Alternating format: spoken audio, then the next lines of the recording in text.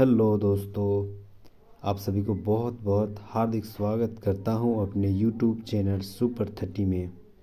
आज हम लेके आए हैं अभ्यास के लिए प्रश्न, ऑब्जेक्टिव सवाल। शुरुआत कर रहे हैं इतिहास की।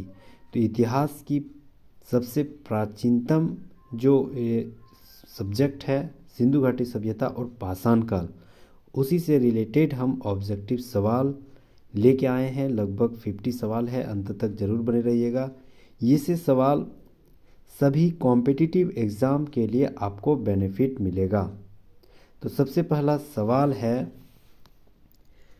प्राचीनतम भारत पाषाण काल व सिंधु घाटी सभ्यता से सवाल। पहला सवाल, प्रागैतिहासिक काल के अंतर्गत किन संस्कृतियों को रखा जाता है?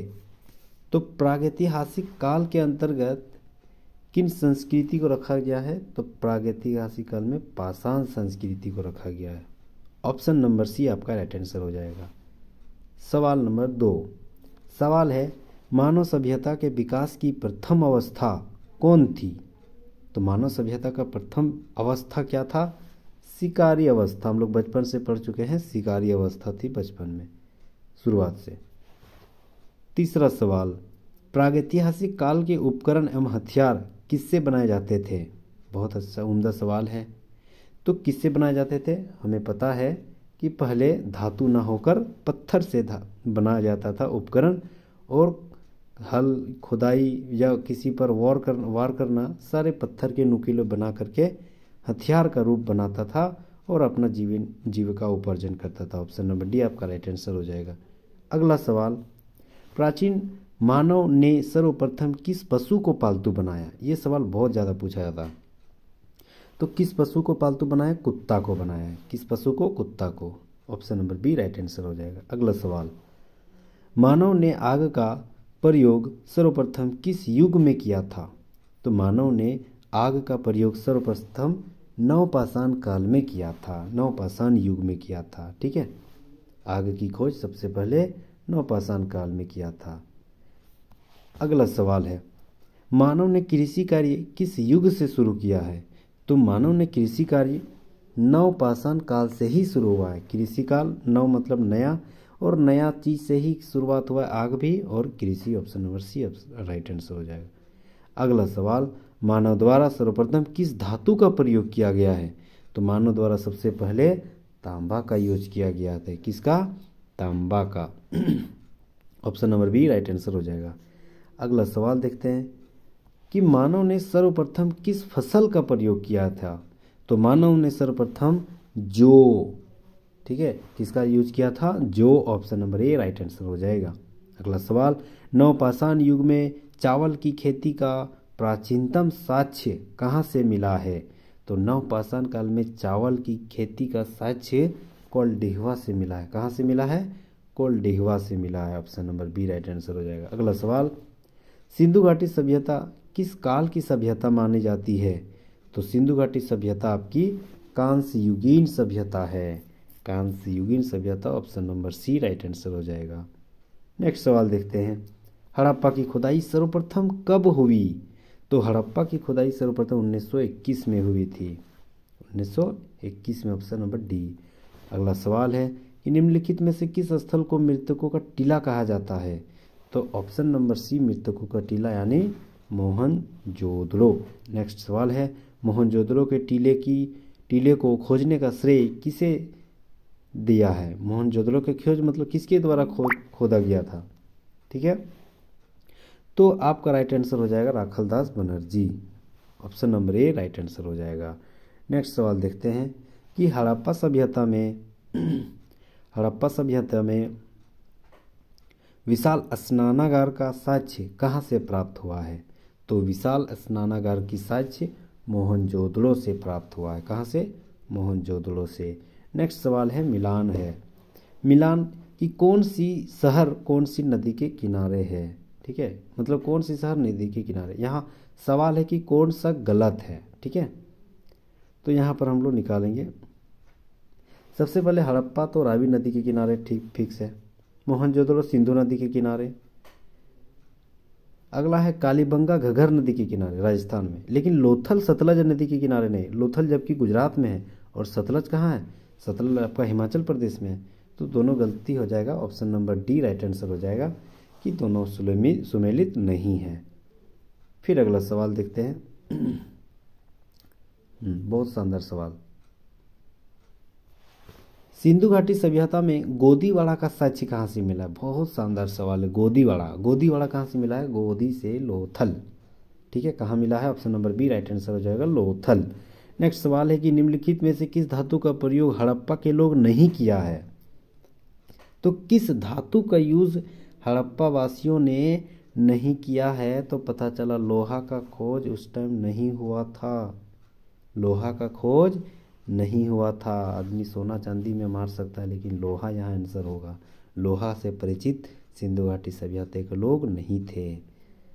नेक्स्ट सवाल और अंतिम सवाल, किस हड़प्पा सभ्यता स्थल से कांस्ययुगीन की नर्तकी की मूर्ति मिली है?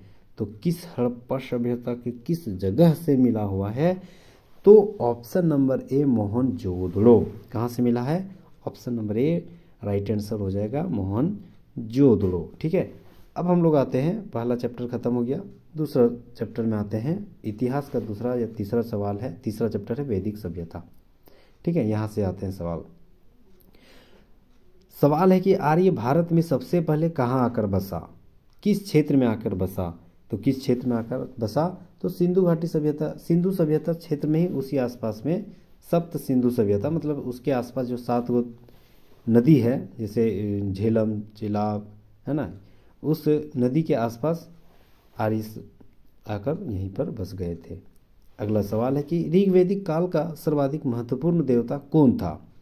तो ऋग्वैदिक काल का सर्वाधिक महत्वपूर्ण देवता इंद्र था। ठीक है, कौन था? ऑप्शन नंबर सी इंद्र था।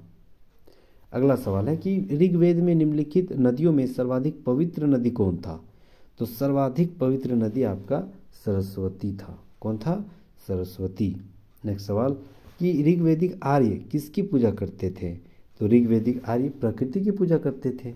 ठीक है, अगला सवाल है कि ऋग्वैदिक के 10वें मंडल में निम्नलिखित में से किसका उल्लेख किया गया है?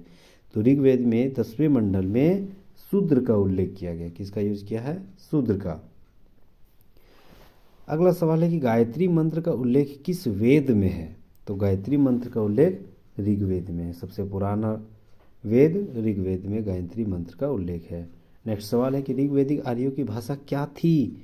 तो ऋग्वैदिक आर्यों की भाषा संस्कृत थी। ऋग्वैदिक आर्यों की भाषा संस्कृत थी। नेक्स्ट सवाल, निम्नलिखित में से प्राचीनतम वेद कौन सा है? सबसे प्राचीन कौन है? तो ऋग्वैदिक है।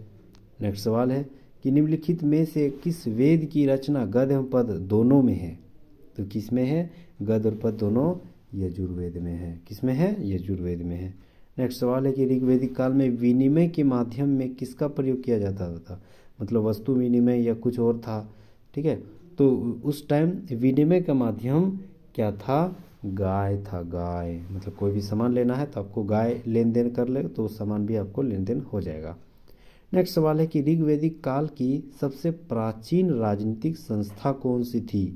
तो सबसे प्राचीन राजनीतिक संस्था एक सभा थी, मतलब मीटिंग सभा जो बुलाता था ना, वही हो गया ऋग्वेद की सबसे प्राचीन राजनीतिक संस्था। अगला आते हैं,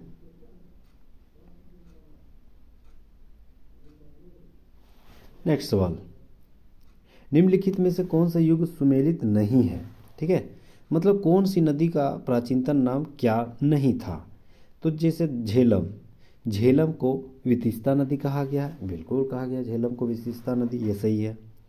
ब्यास को विपाशा नदी कहा गया है, बिल्कुल कहा गया है ब्यास को विपाशा नदी। रावी को प्रोसनी, बिल्कुल कहा गया है।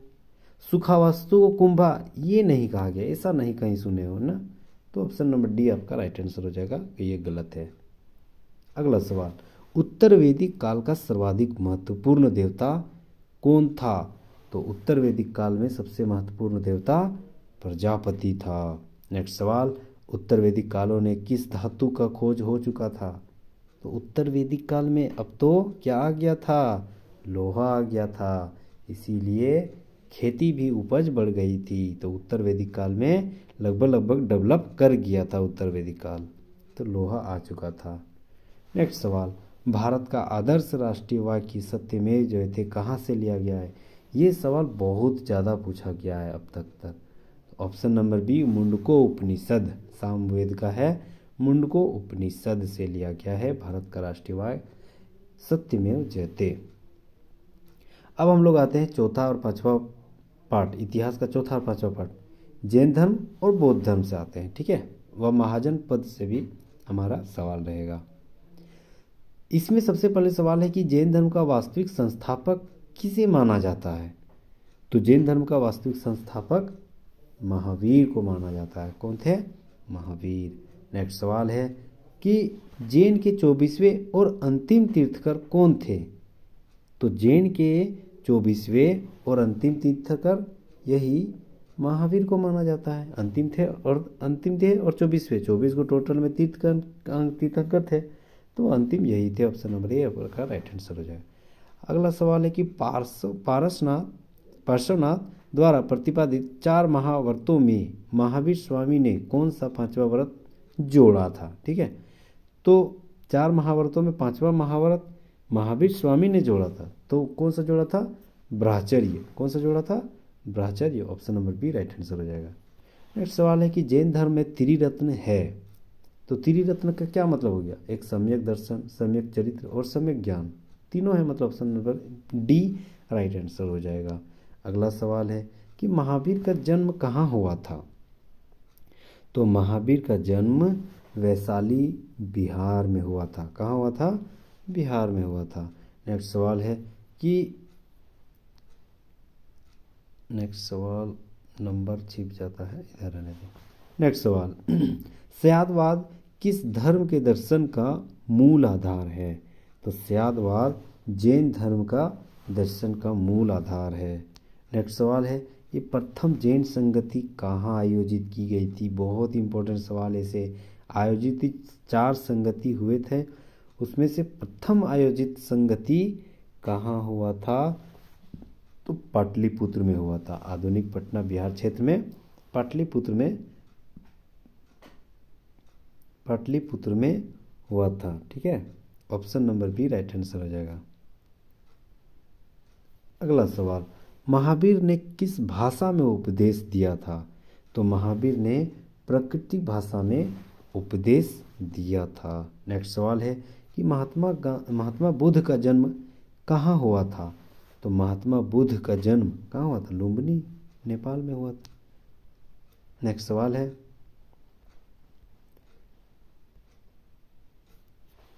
महात्मा बुद्ध के गृह त्याग को बौद्ध ग्रंथों में क्या कहा जाता है? तो गृह त्याग, घर से निकलना मतलब भ्रमण करना, गृह से निकलना मतलब भ्रमण करना। तो भ कहाँ है? महाभिनिष्क्रमण, यहाँ भ है, मतलब महाभिनिष्क्रमण, घर से निकलना। अगला सवाल है कि महात्मा बुद्ध को ज्ञान की प्राप्ति कहाँ हुई थी? तो महात्मा बुद्ध की ज्ञान की प्राप्ति बोध गया, उरुवेला, निरंजना नदी के तट पर हुआ था। ठीक है, बोध गया में। अगला सवाल है कि महात्मा बुद्ध ने अपना पहला उपदेश कहाँ दिया था? तो महात्मा बुद्ध ने पहला उपदेश सारनाथ ने दिया था। कहाँ? सारनाथ में। नेक्स्ट सवाल है कि बौद्ध धर्म के त्रिरत्न हैं कौन? बुद्ध, धम्म और संघ और धम्म, ये तीनों है। Option number D right answer हो जाएगा। नेक्स्ट सवाल है कि महात्मा बुद्ध ने अपने उपदेश किस भाषा में दिए थे? तो किस भाषा में दिए थे? पाली भाषा में दिए थे। ठीक है, महात्मा बुद्ध ने अपना उपदेश पाली भाषा में दिए थे। नेक्स्ट सवाल है कि 16 महाजन पदों के बारे में किस बौद्ध ग्रंथ से जानकारी मिलती है? तो 16 महाजन पदों को टोटल को एक जगह जानकारी कहाँ से मिलती है? तो मिलती है अंगुत्तर निकाय में। कहाँ से मिलती है? अंगुत्तर निकाय से मिलती है। नेक्स्ट सवाल और अंतिम सवाल है कि निम्नलिखित में से कौन सा युग्म सुमेलित नहीं है? ठीक है, तो कौन नहीं है देखते हैं। गांधार की राजधानी तक्षशिला थी, बिल्कुल राइट आंसर, क्योंकि गांधार की राजधानी तक्षशिला थी। अंग का राजधानी चंपा था, ये भी था। मगध की राजधानी गिरिव्रज, ये भी था। कौशल की राजधानी त्रिपुर मथुरा, ये नहीं था। कौशल की राजधानी मथुरा नहीं था। तो ऑप्शन नंबर डी आपका राइट आंसर हो जाएगा। ये सवाल गलत है। ठीक है, और हम लोग अभी टेस्ट का पहला ये था, इसके बाद के सवाल फिर हम लोग नेक्स्ट वीडियो में देखेंगे। उम्मीद करता हूँ बहुत कुछ नया सीखे होंगे, और ऐसे ही जनरल सवाल ही पूछा जाता है जितने भी कॉम्पिटिटिव एग्ज़ाम है। तो अंत तक बने रहने के लिए थैंक यू सो मच। अगर नए हो और ऐसे ही वीडियो और टेस्ट देना चाहते हो तो प्लीज़ लाइक एंड वीडियो को सब्सक्राइब कर लीजिएगा। Thank you so much.